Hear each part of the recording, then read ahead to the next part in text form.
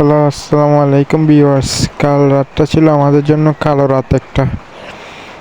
কাল 11টা 10-এ ভিডিওটা ফুল দেখেন, তারপর সব বুঝতে পারবেন। আমি আপুর বাসায় শুয়ে টিভি দেখতেছিলাম। ভাইয়া বাসায় ছিল না, আপু ঘুমিয়ে পড়ছে। হঠাৎ রাত প্রায় 11টা 10 বাজে কে যেন দরজায় কড়া নাড়ছে।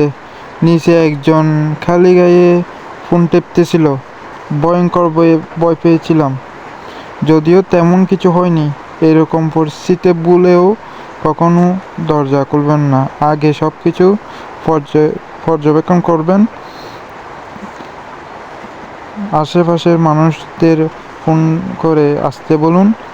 দরকার হলে পুলিশকে ফোন দিন। পরিচিত কেউ বাসায় নক করলে হুট করে দরজা খুলে দিবেন না।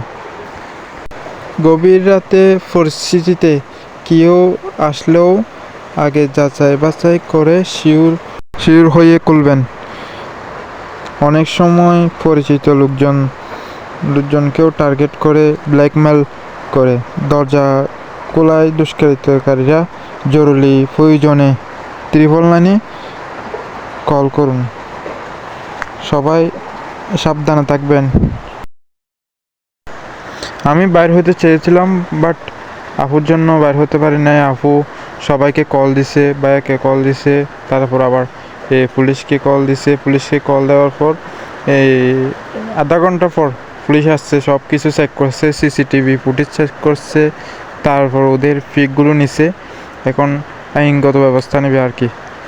সবাই সাবধানে থাকবেন।